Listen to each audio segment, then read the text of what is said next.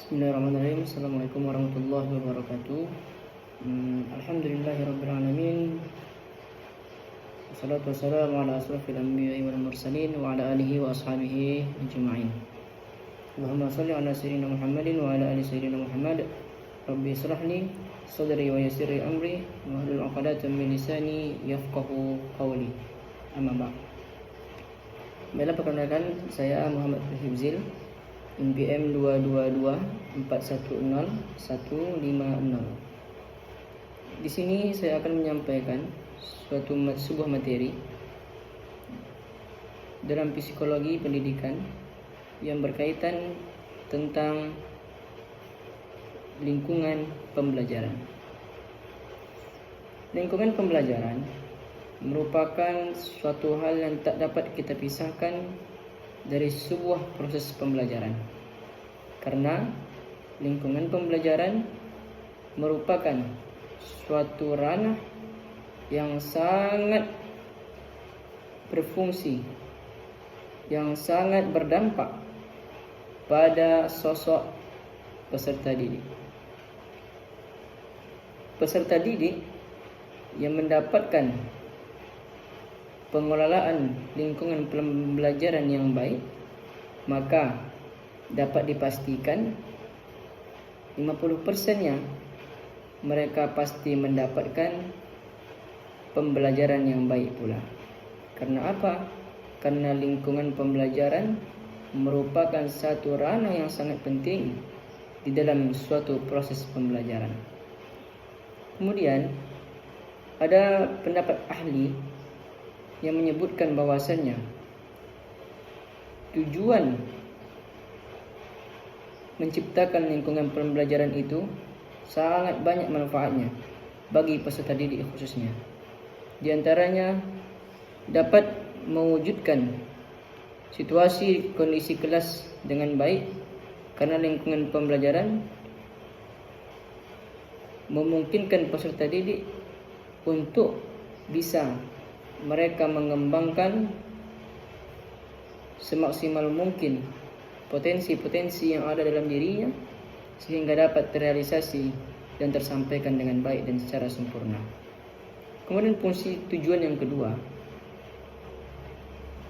dengan adanya lingkungan pembelajaran yang baik ini dapat menghilangkan berbagai hambatan yang dapat menghalangi terwujudnya interaksi proses belajar dan mengajar di dalam kelas. Dan yang ketiga, tujuannya di situ disebutkan bahwasannya menyediakan dan mengatur fasilitas secara perabot belajar yang secara sistematis mendukung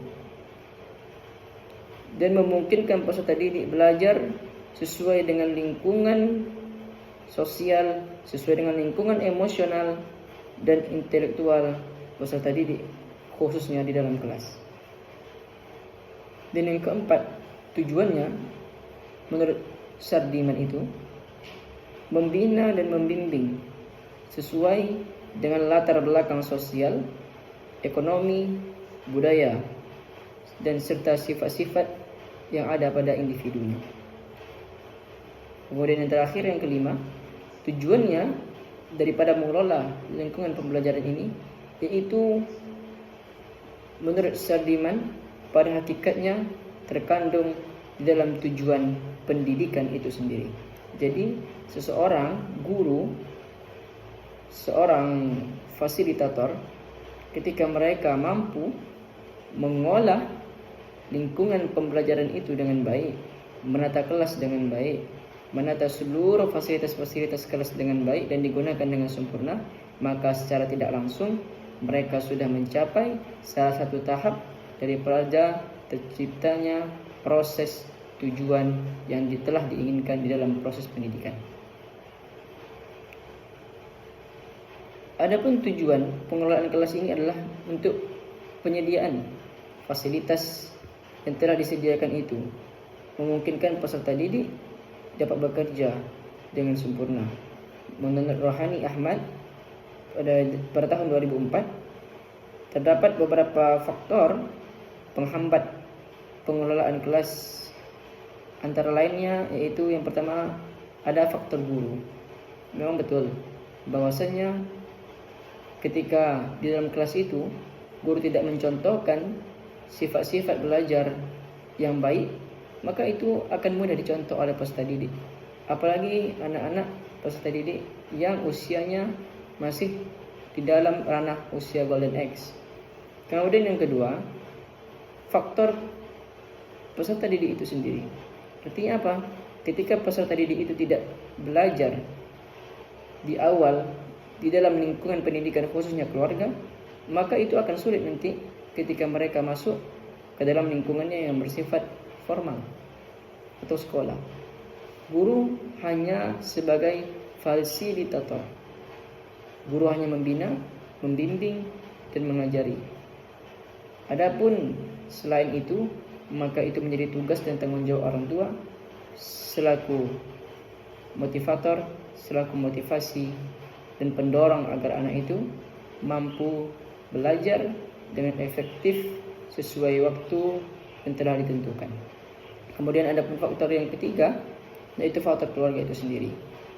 Ternyata beberapa riset menunjukkan bahwasannya faktor keluarga ini sangat berpengaruh di dalam terciptanya tujuan dalam proses belajar mengajar, khususnya di jenjang pendidikan. Karena apa? Karena orang tua merupakan cerminan daripada seorang anak. Dalam riset disebutkan bahwasanya kemampuan anak itu meniru orang tuanya berada pada posisi 80%, sedangkan guru hanya 20%-nya dari 100% tersebut.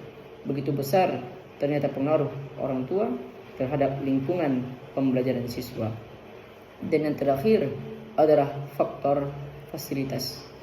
Fasilitas sangat mempengaruhi terciptanya tujuan pembelajaran yang sempurna.